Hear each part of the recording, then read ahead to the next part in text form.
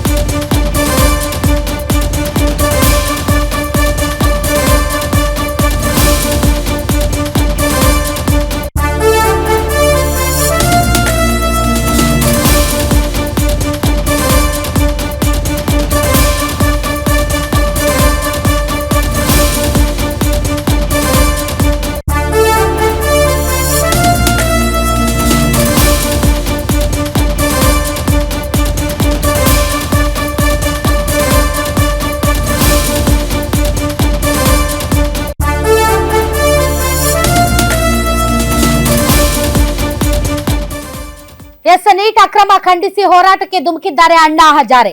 ಅಣ್ಣಾ ಹಜಾರೆ ಅವರು ವಿದ್ಯಾರ್ಥಿಗಳ ಮೇಲಿನ ದೌರ್ಜನ್ಯವನ್ನ ಖಂಡಿಸಿ ಪ್ರಧಾನಿ ಮೋದಿ ಅವರಿಗೆ ಪತ್ರ ಬರೆದಿದ್ದಾರೆ. ವಿದ್ಯಾರ್ಥಿಗಳು ನಡೆಸ್ತಾ ಇರುವಂತಹ ಸತ್ಯಾಗ್ರಹದ ಮೇಲೆ ಲಾಠಿ ಚಾರ್ಜ್ ಮಾಡಿಸಿ ತಾವು ದೌರ್ಜನ್ಯ ಎಸಗಿದ್ದೀರಿ ಅಂತ ಪತ್ರ ಬರೆದಿದ್ದಾರೆ ಪ್ರಧಾನಿ ನರೇಂದ್ರ ಮೋದಿ ಅವರಿಗೆ. ಅಷ್ಟೇ ಅಲ್ಲ, ಈ ಒಂದು ದೌರ್ಜನ್ಯವನ್ನ ಖಂಡಿಸಿ ಅಹಿಲ್ಯಾ ನಗರದ ಗಾಂಧಿ ಪ್ರತಿಮೆಯ ಮುಂಭಾಗದಲ್ಲಿ ಸುಮಾರು 2 ಗಂಟೆಗಳ ಕಾಲ ಮೌನ ಪ್ರತಿಭಟನೆ ಮಾಡಿದ್ದಾರೆ ಅಣ್ಣಾ ಹಜಾರೆ ಅವರು. ಆ ದೃಶ್ಯಗಳನ್ನ ತಾವು ನೋಡ್ತಾ ಇದ್ದೀರಿ. ಇನ್ನು ಸೋನಂ ವಾಂಗ್ಚುಕ್ ಅವರನ್ನ ಏನು ಆಸ್ಪತ್ರೆಯಲ್ಲಿ ಹಿಡಿದಿಡಲಾಗಿದೆ ಅವರನ್ನ ಈ ಕೂಡಲೇ ಬಿಡುಗಡೆ ಮಾಡಬೇಕು ಅಂತ ಕೂಡ ಆಗ್ರಹಿಸಿದ್ದಾರೆ. ಪ್ರಜಾಪ್ರಭುತ್ವ ವ್ಯವಸ್ಥೆಯಲ್ಲಿ ಹೋರಾಟ ಮತ್ತು ಸತ್ಯಾಗ್ರಹ ಪ್ರತಿಯೊಬ್ಬ ನಾಗರಿಕನ ಕರ್ತವ್ಯ ಮತ್ತು ಹಕ್ಕು ಅಧಿಕಾರ. ಇದನ್ನ ಕೇವಲ ಕಾನೂನು ಸುವ್ಯವಸ್ಥೆಯ ವಿಚಾರ ಅಂತ ನೋಡದೆ ಇದು ಪ್ರಜಾಪ್ರಭುತ್ವದಲ್ಲಿ ಮಕ್ಕಳ ಹಕ್ಕು ಅಂತ ಪರಿಗಣಿಸಿ ಅವ್ರ ಜೊತೆ ಮಾತುಕತೆಯನ್ನ ನಡೆಸಿ ಅಂತ ಕೂಡ ಸಲಹೆಯನ್ನ ಕೊಟ್ಟಿದ್ದಾರೆ ಅಣ್ಣಾ ಹಜಾರೆ ಅವರು. ಇನ್ನು ಶಿಕ್ಷಣ ಸಚಿವ ಧರ್ಮೇಂದ್ರ ಪ್ರಧಾನ್ ಅವರ ಆಡಳಿತ ವೈಫಲ್ಯಕ್ಕೆ ಅವರ ರಾಜೀನಾಮೆ ಪಡೆಯಿರಿ ಅಂತ ಕೂಡ ಆಗ್ರಹ ಮಾಡಿದ್ದಾರೆ. ದಮನಕಾರಿ ನೀತಿಯನ್ನ ಅನುಸರಿಸಬೇಡಿ, ಇದು ಮಕ್ಕಳ ವಿಚಾರ, ಆದ್ದರಿಂದ ದಮನಕಾರಿ ನೀತಿಯನ್ನ ಅನುಸರಿಸಬೇಡಿ. ಇದರಿಂದ ವಿದ್ಯಾರ್ಥಿಗಳಿಗೆ ಮಾನಸಿಕವಾಗಿ ಬಹಳಷ್ಟು ಗೊಂದಲ ಆಗಿದೆ ಮತ್ತು ಮಾನಸಿಕವಾಗಿ ಅವರು ಆತಂಕಕ್ಕೆ ಒಳಗಾಗಿದ್ದಾರೆ ಅಂತ ವಾತಾವರಣವನ್ನ ಕೇಂದ್ರ ಸರ್ಕಾರ ನೀವು ನಿರ್ಮಾಣ ಮಾಡಬೇಡಿ. ಈ ಪ್ರಕರಣದಲ್ಲಿ ಕೇವಲ ಸಣ್ಣ ಪುಟ್ಟದವ್ರನ್ನ ಮಾತ್ರ ತಾವು ಕ್ರಮಕ್ಕೆ ತಗೊಂಡಿದ್ದೀರಿ ಮತ್ತು ಅವರನ್ನ ಅಮಾನತು ಮಾಡಿದ್ದೀರಿ. ಆದರೆ ದೊಡ್ಡ ದೊಡ್ಡ ಕುಳಗಳನ್ನ ಬಿಟ್ಟಿದ್ದೀರಿ. ಉನ್ನತ ಹುದ್ದೆಯಲ್ಲಿರುವವರ ವಿರುದ್ಧವೂ ಕೂಡ ತಾವು ಕ್ರಮ ಕೈಗೊಳ್ಳಬೇಕು ಅಂತ ಅಣ್ಣಾ ಹಜಾರೆ ಅವರು ಆಗ್ರಹ ವ್ಯಕ್ತಪಡಿಸಿದ್ದಾರೆ. ನಾನೀಗ ಕೇಳೋ ಪ್ರಶ್ನೆ, ನಮ್ಮ ರಾಜ್ಯದಲ್ಲಿ ಪುಂಖವಾಗಿ ಡೈಲಾಗ್ ಹೊಡಿತಿದ್ದೀರಲ್ಲ ಮಿಸ್ಟರ್ ದಿ ಗ್ರೇಟ್ ಸಾಮ್ರಾಟ್ ಅಶೋಕ್ ಅವರೇ, ಅಲ್ಲಿ ಪ್ರತಿಭಟನೆ ಮಾಡಿಸ್ತಾ ಇರೋರೆಲ್ಲ ಚೀನಿಯರು, ಪಾಕಿಸ್ತಾನಿಯರು ಮತ್ತು ದೇಶದ್ರೋಹಿಗಳು ಅವ್ರು ಸಪೋರ್ಟ್ ಮಾಡ್ತಾರೆ ಅಂತ ಇವತ್ತು ಅಣ್ಣಾ ಹಜಾರೆ ಸಪೋರ್ಟ್ ಮಾಡ್ತಾ ಇದ್ದಾರೆ. ಅವ್ರನ್ನು ದೇಶದ್ರೋಹಿ ಅಂತೀರಾ?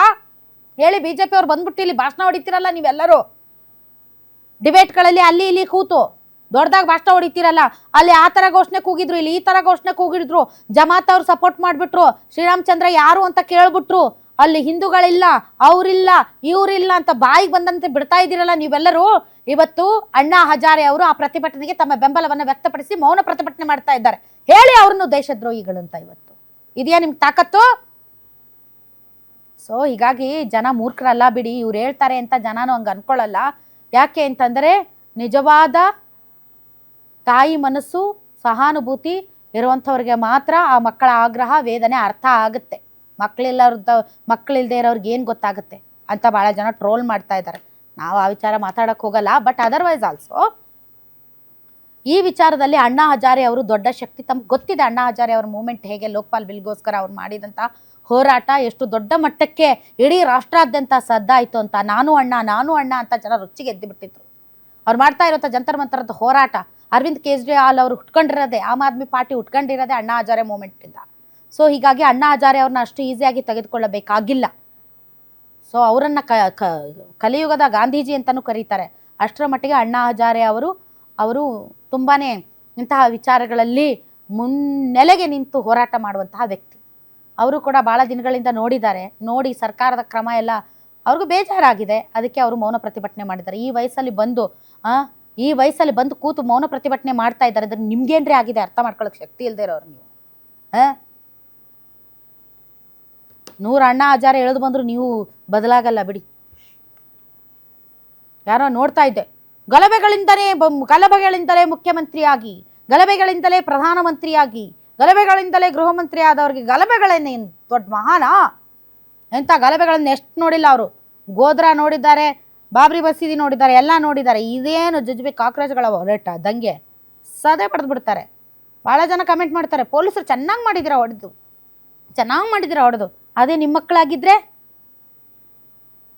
ಈಗ ಎಲ್ಲರೂ ಎಚ್ಚೆತ್ಕೊಂಡಿದ್ದಾರೆ. ಈಗ ಮೀಟಿಂಗ್ ಮಾಡೋಣ ಬನ್ನಿ, ನೀವು ಬನ್ನಿ, ಸಂಸತ್ನಲ್ಲಿ ಚರ್ಚೆ ಮಾಡೋಣ ಬನ್ನಿ ಕಾಕ್ರೋಚ್ ಪಾರ್ಟಿ ಹುಡುಗರೇ ಬನ್ನಿ, ನಿಮ್ಮ ಜೊತೆ ನಾವು ಮಾತಾಡ್ತೀವಿ, ನಿಮ್ಮ ಒಂದು ಭದ್ರತೆ, ನಿಮ್ಮ ಒಂದು ಬೆಟರ್ಮೆಂಟ್, ನಮ್ಮ ಪಾಲಿಸಿ ಅಂತ ಎಲ್ಲ ದೊಡ್ಡದಾಗಿ ಭಾಷಣ ಹೊಡಿತಾರೆ. ಈಗ ಹೊಡೆಸಿ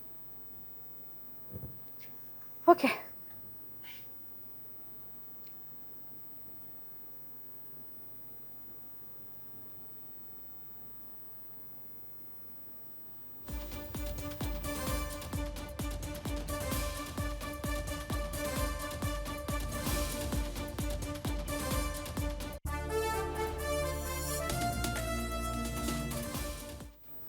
ಇದಲ್ಲ, ಇನ್ನೊಂದು ಹುಡುಗನಿಗೆ ಹೊಡಿತಾ ಇರ್ತಾರಲ್ಲಿ, ಹಸಿರು ಕಲರ್ ಟಿ ಶರ್ಟ್ ಹಾಕ್ಕೊಂಡಿರೋ ಹುಡುಗನ ವಿಜುವಲ್ಸ್ ತೋರಿಸಿ ಅದು.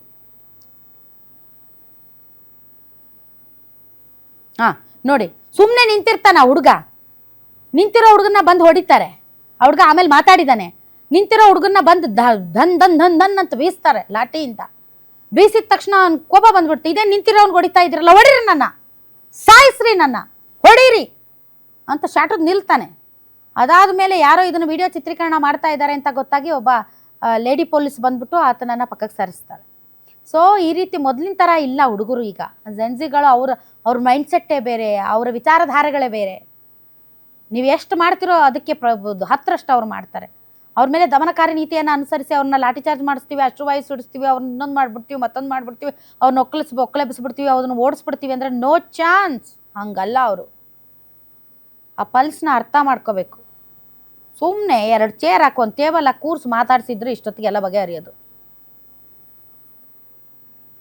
ಸಣ್ಣ ಗಾಯನ ಹೋಗಿ ಕ್ಯಾನ್ಸರ್ ಮಾಡಿ ಕೂತಿದ್ದಾರೆ ಇವರು.